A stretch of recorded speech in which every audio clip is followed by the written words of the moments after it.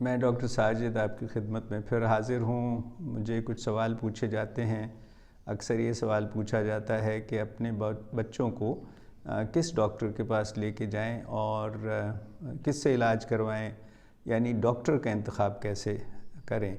تو آج اس کے بارے میں تھوڑی سی گفتگو کرتے ہیں۔ سب سے پہلے تو آپ کو یہ معلوم کرنا چاہیے کہ ڈاکٹر جس کے پاس آپ جانا چاہتی ہیں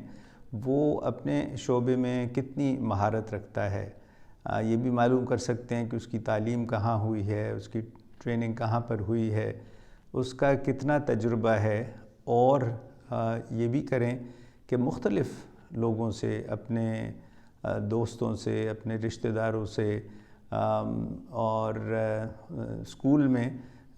لوگوں سے مشورہ لے سکتی ہیں، معلوم کر سکتی ہیں اس ڈاکٹر کے بارے میں۔ اس کے علاوہ آپ کو یہ بھی معلوم کرنا چاہیے کہ یہ ڈاکٹر کہاں کام کرتے ہیں، مثلاً کسی ہسپتال سے منسلک ہیں یا صرف پریکٹس ہی کرتے ہیں، اور اگر ایسا کرتے ہیں تو کب دیکھتے ہیں اور کیسے دیکھتے ہیں، وقت لینا پڑتا ہے یا نہیں۔ پھر یہ بھی معلوم کرنا پڑے گا کہ ایمرجنسی اگر ہو جائے بچے کو تو اس میں کیا طریقہ کار ہوگا۔ وہ آپ ان سے بات کر سکیں گے یا ان کے پاس جا سکیں گے، یا وہ کسی ہسپتال سے ان کی وابستگی ہے، منسلک ہیں۔ اور یہ بھی دیکھنا ہوگا کہ اگر وہ صبح کام کرتے ہیں تو پھر شام کو یا رات کو، یا اکثر ایسا ہوتا ہے کہ کوئی بچہ بیمار ہو جاتا ہے، اور اکثر ایسا ہوتا ہے کہ وہ چھٹی والے دن بیمار ہو جاتا ہے، یہ ہفتے اتوار کو ہو جاتے ہیں، تو اس سے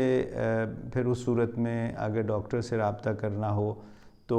کیسے ہوگا، اور جیسے میں نے پہلے بتایا کہ کس ہسپتال میں ایمرجنسی میں جانا ہے۔ اگر بچے کی پیدائش کے سلسلے میں معلوم کرنا ہے یا بچے کی پیدائش کا معاملہ ہے تو پھر آپ کو یہ پتہ لگانا ہوگا کہ جب بچے کی پیدائش ہو یا اس کے فوراً بعد آپ کے نوزائیدہ بچے کو کیا وہ خود دیکھیں گے، دیکھ سکیں گے، معائنہ کر سکیں گے، آپ سے بات کر سکیں گے یا نہیں۔ اگر ڈاکٹر سے آپ کو کچھ تھوڑی سی کوئی بات پوچھنا ہو تو آپ کو یہ بھی معلوم کرنا ہوگا کہ فون پہ بات ہو سکتی ہے یا نہیں، یا کوئی پیغام دیا جا سکتا ہے یا نہیں۔ آج کل کے زمانے میں مثلاً آپ جس کو ہم ایس ایم ایس میسیج کہتے ہیں وہ کر سکتے ہیں یا نہیں، یا واٹس ایپ کے ذریعے آپ ان کو پیغام دے سکتے ہیں یا نہیں۔ میرے خیال میں ایک چیز جو اور آپ کو معلوم کرنی چاہیے وہ یہ ہے کہ ڈاکٹر کا رجحان کیا ہے، یعنی اس کے بارے میں آپ معلوم کیا کریں گی کہ دوائیوں کا استعمال، وہ زیادہ دوائیاں استعمال کرنا پسند کرتے ہیں یا کم،